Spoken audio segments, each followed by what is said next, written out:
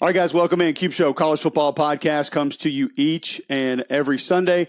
Not this Sunday, though, because it was Easter, and we had baseball. We had a football game in Arlington for the UFL. Went up to Decatur to see some family. Got some strawberry pretzel salad, which was amazing, by the way, and a lot of other things. But you guys know portal season is open, and we're going to get right into it. I'm going to give you the top 3 portal commits into the SEC from the spring window so far.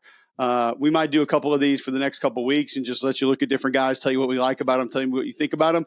We're going to get into those top 3 today, though. We're always brought to you by Wickles Pickles. Wickedly delicious. We love them. We have them. If they don't have them in your grocery store, ask them why. Say, we want Wickles Pickles here because we want to buy them. You can go to wickles.com. You can order them. They'll have them drop shipped to you.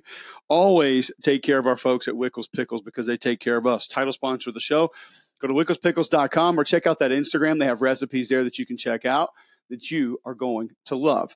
All right, so let's get into our top 3 spring transfers to SEC programs. And there's a lot that I like here. We'll go through some more over the next couple of weeks and let you know what we think about them as the season approaches. We'll give you an idea of who they're going to be, what they're going to be about. But these are 3 that kind of stand apart to me that I want to get to and talk about right now. And we'll jump right into them. Number 1 for me is Emmit Mosley, an edge defender out of Army, 6'3", 245. This young man has a track background in high school. He was a 6'2", 195-pound high school wide receiver.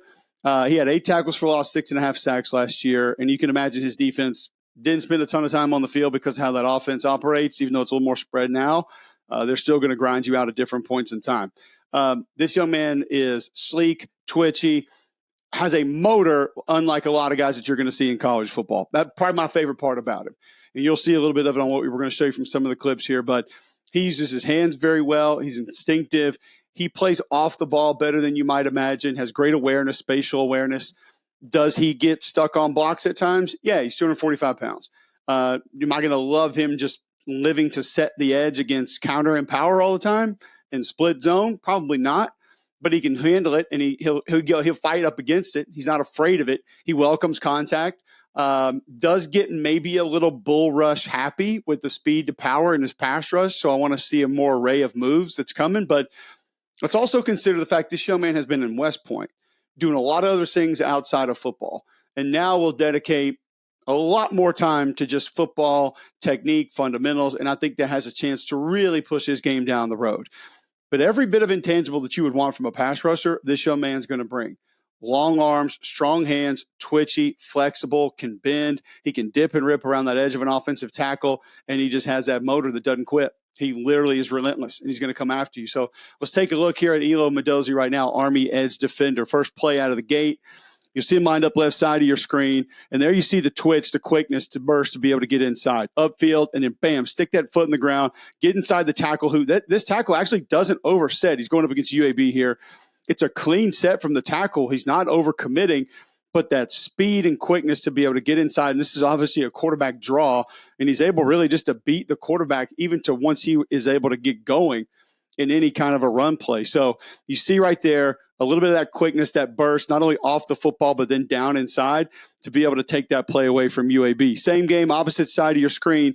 Now you'll see him off in space just a little bit. Some of the things that he's capable of doing when he's not on the football, but love how he attacks this play flat.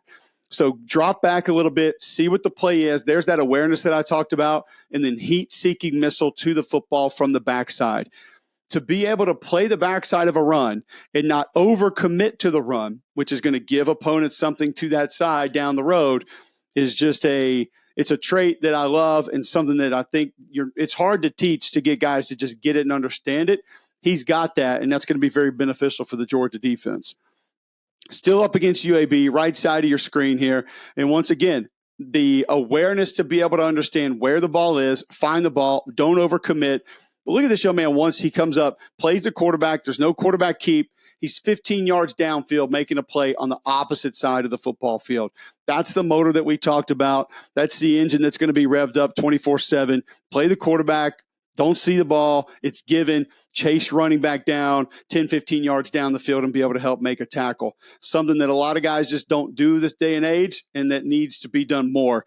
And then once again, this final play here, we're just talking about effort, being relentless, coming from the backside, working through a block. Tight end's kind of trying to stay and give you a little bit of a block. He works through it, understands, recognizes where the football is on that end around, and then works through that block, and then bam, prevents a long play. These are the kind of plays this young man is going to offer you. We'll go one more here from this game. This is against Tulane. Now you get a little bit more of the quickness. You see upfield, gives a little head bob, kind of comes inside. Offensive tackle, kind of bobbing and weaving a little bit. Then the hand movement to stay moving north and south. And that's the thing I want you to pay attention to here. Watch the hand movement while the body still continues to get upfield after the quarterback. So he doesn't have to stop in his tracks, make the move, and then restart. It's very fluid with how he's going to give you the little hesitation, the head bob, and the hands, and then get around the outside of that tackle for the sack there against Tulane. Just a young man that does a lot of things well. There's a lot to like about him. And I think he's got a chance to be an excellent player in this Georgia scheme, Georgia system. I love him as a pass rusher, but I do think he can stand up against the run. Don't be surprised if he's playing at 255 next year. He's got a lot more room to be able to put that weight on, a lot more room to develop technically, fundamentally. But you get the motor, you get the engine. You get a guy that has twitch and quickness. He has length to be able to utilize his arms in a pass rush situation, and he has great spatial awareness off the ball. Not going to give him Jalen Walker just yet, but he does a lot of similar things, and I could see him being used in a very similar way to how Jalen Walker was a year ago. Probably going to come away with would like to see him rush the passer more, but valuable off the ball and gives you those things all the way across the field and being able to track down running backs, tight ends, and receivers because he's going to have that speed. All right, so he's number one. Elo Mendoza, Army Ed, 6'3", 245, going to the Georgia Bulldogs. All right, guys, if you're going to get back into the hobby collecting cards, don't forget about Fanatics Live. We've told you before, the app is right there. You click it, you go into Fanatics Live. You got a lot of new cards out. The Prism Football Deca is out now. Topps Cosmic Chrome is out. Topps Finest is out. You got a couple new MLB products that are out. So you can get right in here. You can see, look, they're ripping that Chrome right now. Or Cosmic Chrome, Topps Cosmic Chrome football right there. You got a bunch of different places you can go. I suggest you go right there to Pizza Pulls. Check them out. That's where I'll be on Tuesday, ripping Topps Cosmic Chrome football, maybe a little Topps Finest football. But you can get out of here right now and just check out anything you want. And they got it all. Here it is. Look at that. Bunch of different shops open right now because these boxes of cards are $5, $7, $50, $1,500. You pick one team, you buy in, you get everything from that team. You don't have to go buy an entire box. FanaticsLive.com, Fanatics Live app in your app store. And if you sign up at the link that we're using right here through Pizza Pulls, you get $25 free. So you can go ahead and get in a break right now. So for all your card breaks, all your cards, all the hobby, go to Fanatics Live or get the app right here on your phone, Fanatics Live, to get back into the hobby. Number two is Jaden Au. A guy that I've seen play against a couple SEC teams the last couple of years, has had good games against Auburn, and is an absolute hammer. Jaden Au, running back from Cal, is going to be transferring into Oklahoma.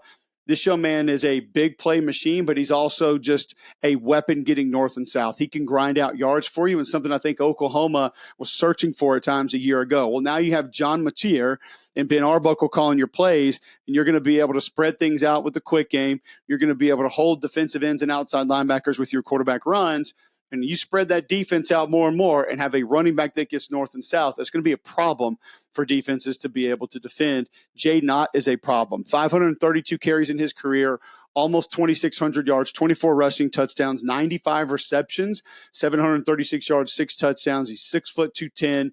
Got good speed. I'm not going to call him a game breaker from a speed perspective, but you'll see here in a moment he can run away from DBs. 6 150-yard games in his career. And I think Oklahoma got one of the steals of this spring portal window because this guy's a football player. He does a lot of things extremely well. Let's take a look here at Jaden Au and just what he's capable of. First play, you see him kind of offset as a back. So we got a little split zone where he's going to get downhill, and the ability to see early on that there's going to be some penetration, and he's going to have to kick a little bit right to left on your screen. Bam, right there. But back to north and south in a hurry is what I love.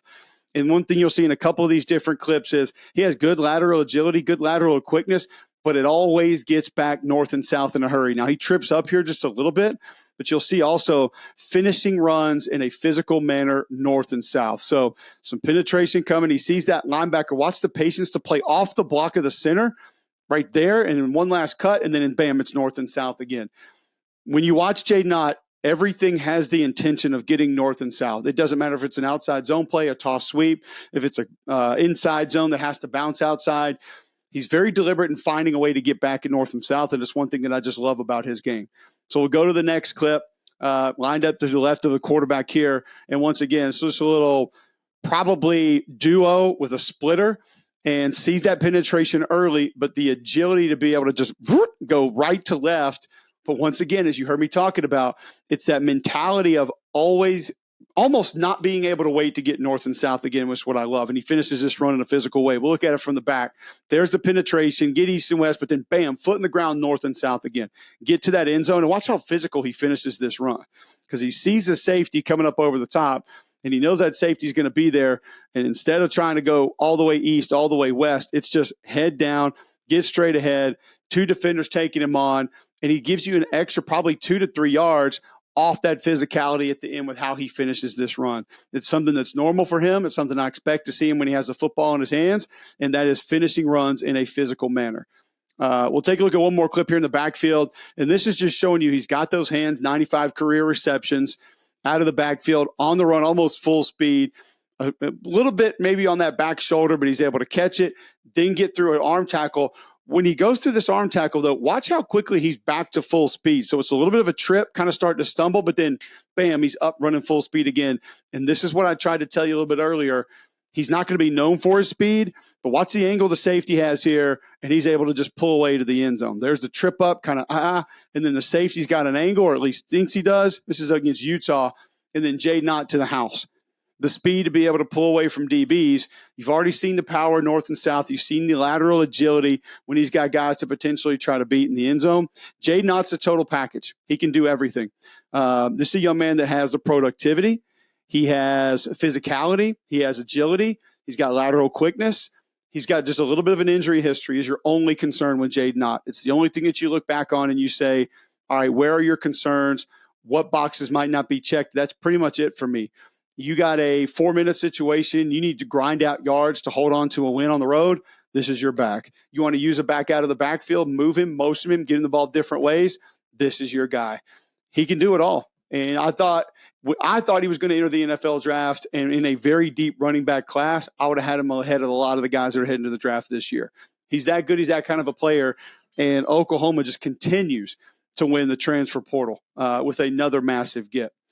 Don't forget about my friends at Roback, guys. I'm wearing it today. I sport it almost every show. Promo code COLE20 if you want to get the new Azalea collection that's out right now for Roback. Had one of those on for Easter yesterday after we got the suit off after church and kind of taking it easy with the family. They got great stuff now that summer's coming up. Shorts, bathing suits, workout gear, everything that you need. The hoodies are the best around. Quarter zips. You even have pants, a little stretchy, flexible. You can wear kind of to work, but they're a little more comfortable. Belts, hats. Roback's got it all. Great gear, great people. Use promo code COLE20 and save 20% on your first order at roback.com. Number 3, we will go to Stanford wide receiver Emmit Mosley. He's going to head to Texas, 6'2", 190, so Sark's going to get a bigger body wide receiver. And the beautiful thing with Sark is, even if he has a receiver that's built to do one thing, line up one place, he finds different ways to use them. And I've talked to Sark about this before, and he told us straight up, listen, we train our guys to go play in the NFL. We don't train them to do one thing. It's how we recruit them. We want them to be able to line up in the slot. We want them to be able to line up in the backfield. We want them to be able to line up out wide. They have to work the middle of the field. They have to do the intermediate things that some receivers don't want to do. And I think Emmit Mosley is going to be a great fit for Steve Sarkisian. Number 1, I've seen him line up as a traditional sort of HY tight end, like next to the line of scrimmage, not hand in the date, but next to the tackle or tight end. And then he shows some quick releases, catch the ball that way. He's lined up in the backfield, motioned out, caught the ball out of the backfield. So he's got that versatility already. It's a kid that didn't play his senior year in high school because of COVID, and obviously understands that, hey, listen, I can do different things, and I want to be able to do different things. And if it's attacking the football down the field, if it's blocking, he's someone that's not afraid to do different things he's going to be asked. So let's take a look at Stanford wide receiver Emmit Mosley heading over to Texas. First play, you'll see Mosley, a little circus route right here. Look how smooth he is, sort of getting out of his break right there from the safety. Doesn't slow down, doesn't sort of throttle back, understands sideline awareness right there to be able to sort of pull back, There you see the quick feet, then get north and south. Watch how he finishes this run as well. Does not look to go out of bounds, utilizes the block downfield as he's going to run that thing back inside, gets back to the sideline. He's able to take it to the house. Very smooth transition in, out of the route. Once he has the football in his hand, understands he's got to be careful of the sideline, wants to get those yak yards, and he's able to do it and then capitalize off that by utilizing a good block downfield to be able to take this football into the end zone. Just an excellent play and shows you a lot of different things that Emmit Mosley is going to be capable of doing. All right, next play for Emmit Mosley, bottom of your screen. Watch the transition into becoming a blocker. Guys, this is great football awareness. These are things that are attempted to be taught by wide receiver coaches for 2, 3, and 4 years in college, and some guys don't understand it to this extent.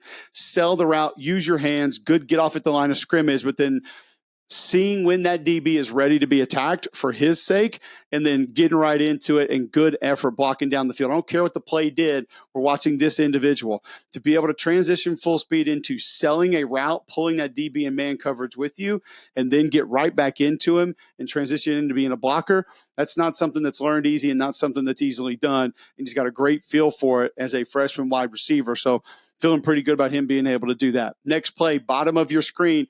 This is just showing that he's okay catching the ball in traffic. He understands how to use his body. This is essentially working over the middle of the field and posting up a DB and kind of becoming one of those check down routes that he ends up being needed for. And now all of a sudden, instead of a sack, which you could see was almost there, you're going to gain 4 or 5 yards. Nice get off, understands spatial awareness of where the DB is, body him up, know where to expect the football and where you're going to be able to catch it without overextending and giving the DB a chance to make a play. Use that body to wall him off, and then watch him finish north and south.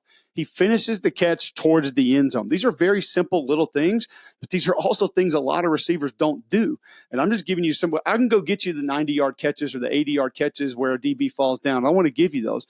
I want to give you different things that these players are capable of doing that you're not going to see just in their normal paragraph write-up that they're going to be going somewhere. All right, another play up top of your screen. Now, this is another one like a lot of people aren't going to focus on and emphasize. How about the effort 25 yards downfield? All right, it's a great run first and foremost just by this team individually, but sell the route, get in front of the DB so you don't get a block in the back. Once again, football awareness is off the charts for this young man. He has to be coachable because he's not doing these little things right now if he's not. In front of the DB, transition into a blocker, run your feet. And I don't care if he gets thrown to the ground, which he kind of does by the DB, but it's not really what I'm concerned about. It's the effort. It's the understanding of where to be, how to get into position to transition to blocking, and then the effort in which he does it down the field. So I think Emmit Mosley gives you a bigger target down the field, a target that you can line up in multiple places, and tight end is a position that has a smidge of uncertainty for this Texas offense this year. I'm not saying he's going to play tight end, but just he can be utilized different places. We saw multiple receivers line up in the backfield, catch the ball out of the backfield. Same with running backs for Sark last year. But you also have a guy that will battle for yards, that's going to finish north and south, finish towards the end zone. If that is a 4-yard crosser, if it's a little stick route where he's going to find a way to sit down in zone in front of a DB or a linebacker, make the catch in traffic and give you first down yardage, he can do some of that. I think this young man is going to be very valuable because he's going to be able to utilize in a lot of different ways. He's going to make tough catches. He's physical enough to go up and get certain balls. Now, I did see a couple of drops while I was watching him. I don't think it's a regular issue or something that's overly concerning, but that consistency obviously needs to improve just a little bit if he's going to be somebody that helps his team out this way. So you got Emmit Mosley from Stanford that is heading to Texas, who I think is going to be great. Elo Mendoza going to Army. He's got the length. He's got the twitch. He's got the get off the speed. Small concern about being able to hold up against the run. Maybe getting a little bit lethargic in some of those pass rushes and leaning on bull rush at times. Speed to power. That's not going to continue to hold up and work in the SEC. And then Jaden Au, who's just an absolute hammer. The only thing I'm going to say about Jaden Au is this. He's got to stay healthy. If he's healthy, he helps Oklahoma win games this year. It's that easy. He's that kind of a back. He's that kind of a football player. So 3 already in the spring portal window. You think about some of the guys at those positions that were lost either during the season last year or are going to the NFL from these 3 teams: Georgia off the edge, running back for Oklahoma, and then obviously wide receiver at Texas. They fill needs, they fill voids, and they bring playmaking ability to those 3 positions for those 3 teams. My top 3 portal gets from the spring window for SEC teams right there. Appreciate all the love from the Jason Swain interview as well. You guys were awesome with that. He was great on the show. Please subscribe. We're almost to 15,000. We're just a couple away trying to get to 15,000 subs. Josh said we would never do it, so we're trying to get there, and we appreciate you guys helping us out as always. Take care of Wickles Pickles. They take care of us, and we will be back next week.